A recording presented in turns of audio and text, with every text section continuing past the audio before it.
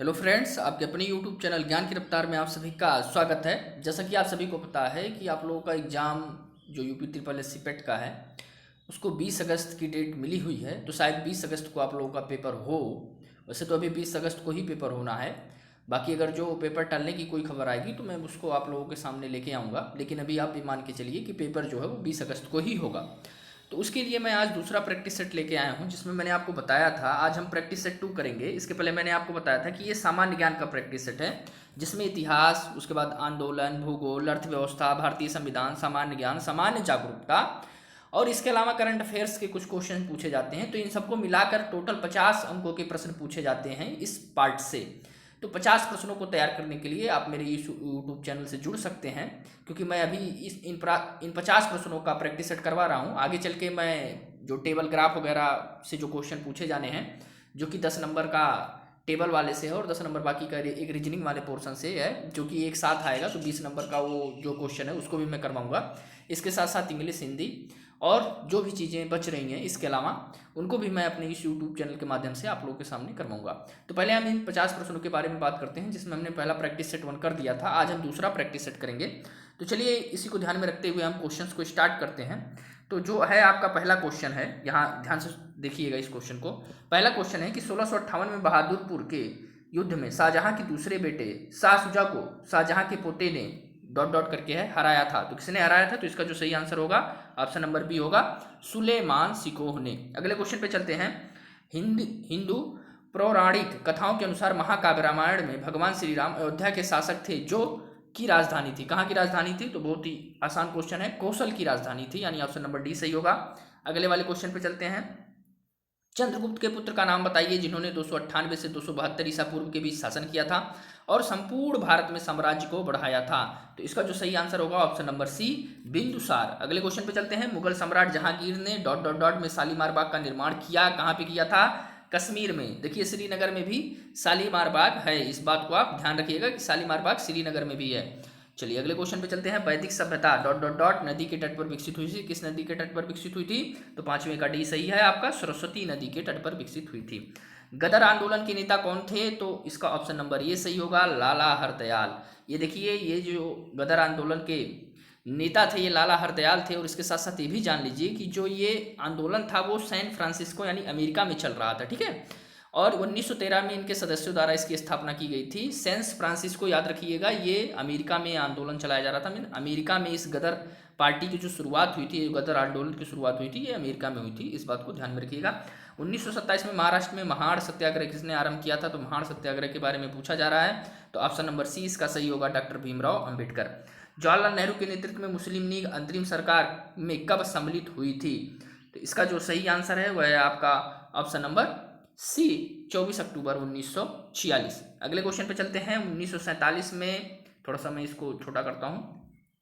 1947 में Lord Mountbatten द्वारा घोषित भारत और पाकिस्तान के लिए सीमा आयोग के अध्यक्ष कौन थे? तो इसका जो सही आंसर है ऑप्शन नंबर डी है, ऑप्शन नंबर डी। यहाँ पे देखिए सिरिल रेडक्लिफ। अच्छा देखिए, जब आपको पता भी होगा कि भारत और पाकिस्तान के बीच में जो सीमा साझा होती है उस सीमा का क्या नाम होता है, तो रेडक्लिफ आपने सुना ही होगा। तो इसी वजह से इस सीमा का नाम रेडक्लिफ पड़ा था, क्योंकि जो इसके अध्यक्ष थे वो सिरिल रेडक्लिफ थे।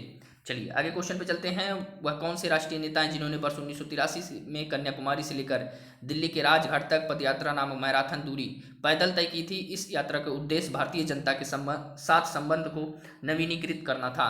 तो इसका जो सही आंसर है कौन थे? तो इसका जो सही आंसर होगा आप लोग का ऑप्शन नंबर ये होगा, चंद्रशेखर। ये चंद्रशेखर आज़ाद नहीं है, ये चंद्रशेखर दूसरे चंद्रशेखर हैं, ये जिन्होंने 1983 में यात्रा की थी। चलिए अब अगले क्वेश्चन पे चलते हैं। ऑस्ट्रेलिया के एकमात्र द्वीपीय राज्य का नाम बताइए। एकमात्र द्वीपीय राज्य का नाम बताइए। तो ये आपका ऑप्शन नंबर सी सही होगा, टेजमेनिया। टेजमेनिया मीन्स इसी को आप क्या बोलते हैं? तस्मानिया बोलते हैं। अगले क्वेश्चन पे चलते हैं। निम्नलिखित में से कौन से शहर गोदावरी नदी के किनारे स्थित नहीं है? गोदावरी नदी के किनारे स्थित नहीं है, इसकी बात की जा रही है। नासिक गोदावरी नदी के किनारे स्थित है, नांदेड़ भी गोदावरी नदी के किनारे स्थित है, निजामाबाद भी गोदावरी नदी के किनारे स्थित है। कौन सा शहर नहीं है? तो ऑप्शन नंबर बी जो होगा वो सही होगा, नवसारी। नवसारी जो है वो गुजरात के राज्य के समीप स्थित है, ठीक है। ये सूरत के समीप एक स्थित शहर है और इसका जुड़वा शहर भी कहा जाता है नवसारी को, ठीक है। कभी कभी इसका जुड़वा शहर कहा जाता है किसको? नवसारी को। किसका? सूरत चूँकि सूरत का इसको जुड़वा शहर कहा जाता है। क्यों? क्योंकि ये सूरत के किनारे स्थित है, गोदावरी नदी के तट पर यह स्थित नहीं है। अगले क्वेश्चन पे चलते हैं। अंडमान और निकोबार द्वीप समूह पर स्थित इंदिरा पॉइंट निम्नलिखित देशों में से किसके निकटतम है? मैप में जब आप देखेंगे तो आपको क्लियर पता चल जाएगा कि इसका जो सही आंसर है वो option number C, Indonesia. Bharat में निम्नलिखित में से कौन सा शहर कर्क रेखा से सबसे दूर है? कर्क रेखा की बात कर रहा है तो इसका जो सही आंसर होगा वो होगा आपका ऑप्शन नंबर डी। कर्क रेखा की बात करें, अक्सर एग्जाम में पूछा जाता है कि कर्क रेखा पर कितने शहर, कितने राज्यों को छूती हुई कर्क रेखा निकलती है, जो कि आपको पता होगी कि 23.5 डिग्री यानी 23 सही 1/2 डिग्री पे जो है, जब आप ग्लोब में देखते हैं तो यहाँ से अक्षांश और देशांतर जो दो चीज़ें होती हैं, तो इतने अक्षांश यानी 23 सही 1/2 अक्षांश पे आपको जो आपका कर्क रेखा ये देखने को मिलता है। तो कर्क रेखा कितने राज्यों से होकर गुजरता है भारत के? तो 8 राज्यों से होकर गुजरता है। उन राज्यों का मैं नाम बता दे रहा हूँ, याद रखिएगा। गुजरात, राजस्थान, मध्य प्रदेश, छत्तीसगढ़, झारखंड, पश्चिम बंगाल, त्रिपुरा और मिजोरम। जबकि उड़ीसा इसमें आ नहीं रहा, उड़ीसा की कैपिटल क्या है? भुवनेश्वर। एशिया के निम्न देशों में से कौन सा देश तेल पेट्रोलियम का सबसे बड़ा उत्पादक देश है? तो इसका जो सही आंसर होगा वो हो जाएगा ऑप्शन नंबर ए, सऊदी अरब। अगले क्वेश्चन पे चलते हैं। जीएसटी में शामिल निम्नलिखित में से किस कर को शामिल किया गया था? तो इसमें चुंगी कर को शामिल किया गया था। ऑप्शन नंबर ए 16 का ये सही है। अगले क्वेश्चन पे चलते हैं। केंद्रीय जीएसटी कानून को भारत के राष्ट्रपति ने कब सहमति प्रदान की थी? तो इसका जो सही आंसर है वो ऑप्शन नंबर डी है, 12 अप्रैल 2017। और जीएसटी की फॉर्म क्या होती है? Goods and service tax. Goods and service tax. और इसको लागू कब किया गया था? तो पता होना चाहिए कि 1 जुलाई 2017 को इसको लागू किया गया था। और राष्ट्रपति ने जो स्वीकृति प्रदान की थी वो कब प्रदान की थी? 12 जुलाई 2017 ईस्वी को। ठीक है, चलिए अगले क्वेश्चन पे चलते हैं हम। पूर्ण रूप से जीएसटी की सिफारिश किसके द्वारा की गई थी? तो ये भी बहुत ही मोस्ट इंपॉर्टेंट क्वेश्चन है। तो जीएसटी परिषद द्वारा इसकी सिफारिश की गई थी, यानी ऑप्शन नंबर सी इसका सही आंसर होगा। 19वें क्वेश्चन पे चलते हैं। भारतीय रिजर्व बैंक की स्थापना किस वर्ष हुई थी? बहुत ही आसान क्वेश्चन, अक्सर एग्जाम में पूछा जाता है। तो भारतीय रिजर्व बैंक की स्थापना यानी आरबीआई की स्थापना कब हुई थी? तो आरबीआई की स्थापना 1 अप्रैल 1935 ईस्वी को हुई थी। इस वजह से इसका कौन सा ऑप्शन सही होगा? बी वाला। एसबीआई की स्थापना कब हुई थी? तो एसबीआई की स्थापना 1 जुलाई 1955 ईस्वी को हुई थी। नेशनल स्टॉक एक्सचेंज का मुख्यालय कहाँ है? बहुत ही आसान question, option number C, Mumbai में स्थित है।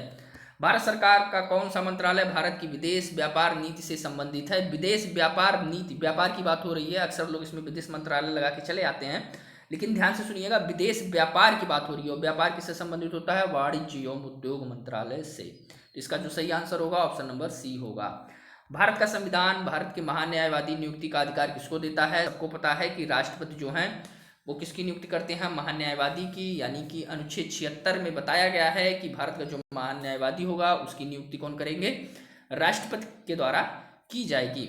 इन्हें कौन क्या बोलते हैं? Attorney general. समझ में आया होगा। एक होता है कैग, कैग की नियुक्ति भी कौन करता है? प्रेसिडेंट ही करते हैं। ये जो होता है कॉम्प्ट्रेलर अटॉर्नी जनरल, जो कि 148 अनुच्छेद में बताया गया है इनके बारे में।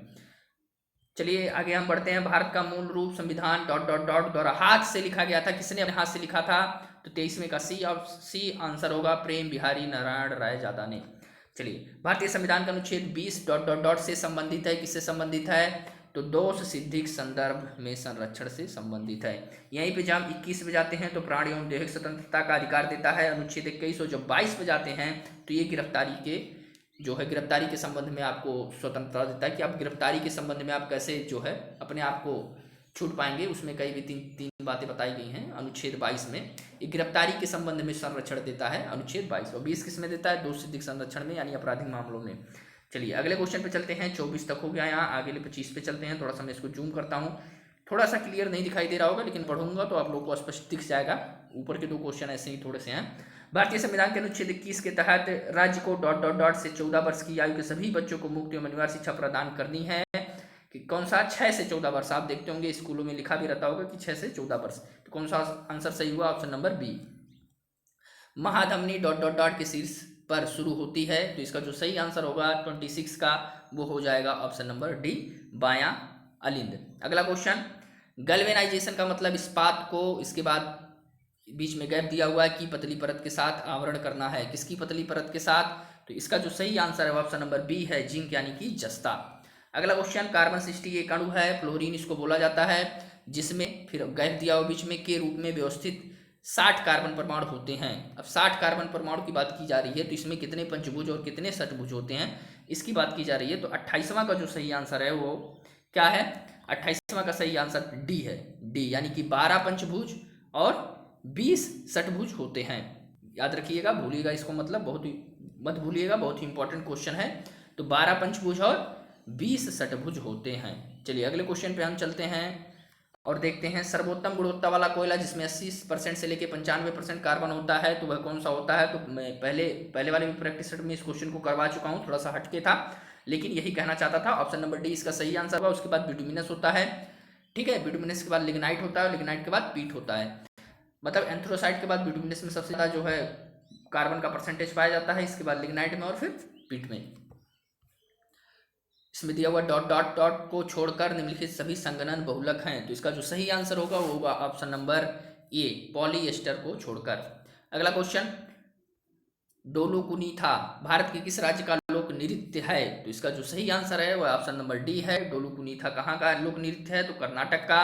अच्छा, डोलू मतलब क्या होता है, ढोलक, और कुनीथा, कुनीथा का मतलब होता है नृत्य, तो ये कर्नाटक का है। निम्नलिखित में से कौन सी कल्पना चावला की जीवनी है और जॉन पियर हैरिसन द्वारा लिखी गई है।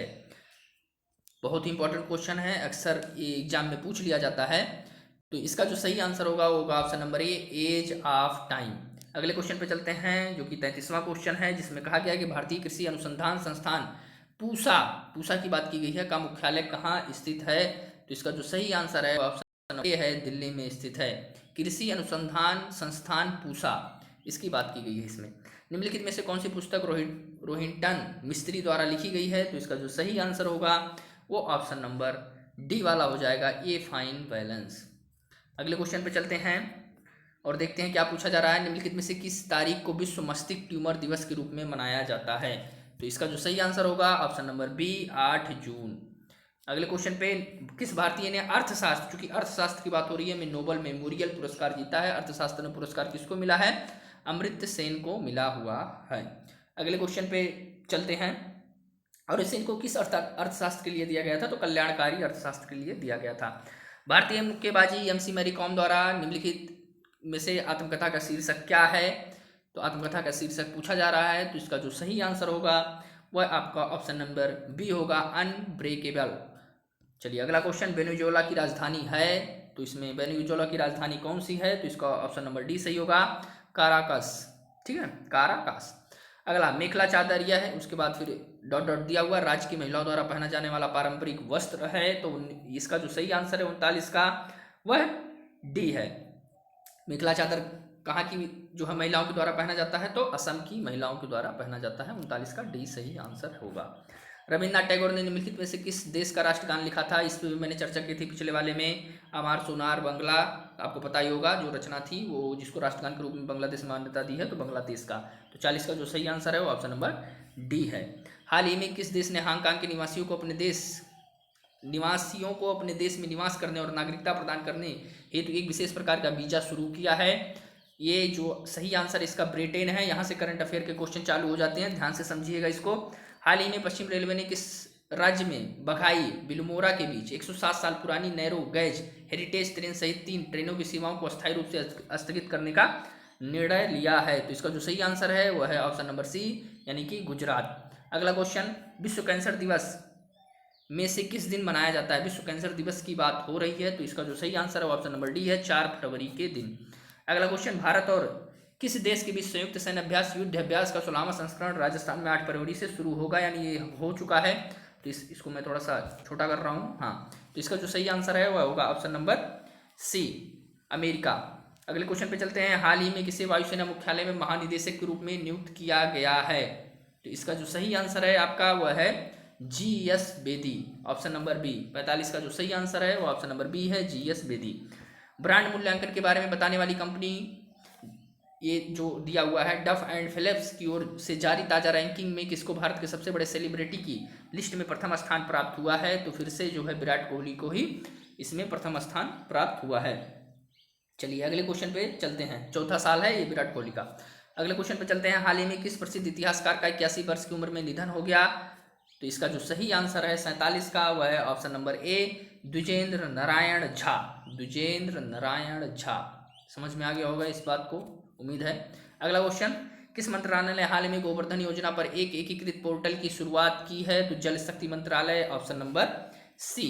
अगले क्वेश्चन पे चलते हैं। आरबीआई ने 5 फरवरी 2021 को मौद्रिक नीति समिति की द्विमासिक बैठक में रेपो रेट कितने प्रतिशत बरकरार रखा है? तो रेपो रेट की बात की जा रही है। तो 49वें का जो सही आंसर होगा ऑप्शन नंबर, देखिए उधर चला गया, फिर से मैं इसको इधर करता हूँ। हाँ, ऑप्शन नंबर सी होगा। रेपो रेट के बारे में मैंने बताया। रिवर्स रेपो रेट और रेपो रेट क्या होता है? रेपो रेट वो होता है जो वाणिज्यिक बैंक होते हैं जैसे एसबीआई वगैरह, पीएनबी वगैरह, वो जब आरबीआई से लोन लेते हैं तो जिस रेट पे वो लोन लेते हैं उसी को रेपो रेट कहते हैं। और रिवर्स रेपो रेट क्या होता है कि जब आरबीआई इन वाणिज्यिक बैंकों यानी कि जो एसबीआई हो गए हैं और उसके बाद पीएनबी हो गए, इनसे जब लोन लेता है तो उसको हम रिवर्स रेपो रेट कहते हैं। तो रेपो रेट के बारे में ये बताया गया है जिसको 4% रखा गया है। तो 49वें का डी सही आंसर होगा।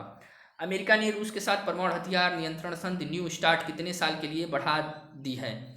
तो रूस के साथ ये, अच्छा ये न्यू स्टार्ट का क्या मतलब है? जो परमाणु शक्तियाँ हैं इनको रोक लगाने के लिए इस पर, जो कि इसका मुख्य उद्देश्य है कि परमाणु हथियार जो है उसकी जो होड़ लगी रखी है उस पर रोक लगाना है। तो इसका जो सही आंसर है वह 50वें का जो है वो सी है, 5 साल के लिए बढ़ा दिया है। उम्मीद है कि यह प्रैक्टिस सेट आप लोगों को पसंद आया है। यदि पसंद आया हो तो वीडियो को लाइक कर दीजिएगा, चैनल पर नए हैं तो चैनल को सब्सक्राइब कर दीजिएगा। मिलते हैं अगले वीडियो में, तब तक के लिए जय हिंद, जय भारत, थैंक यू।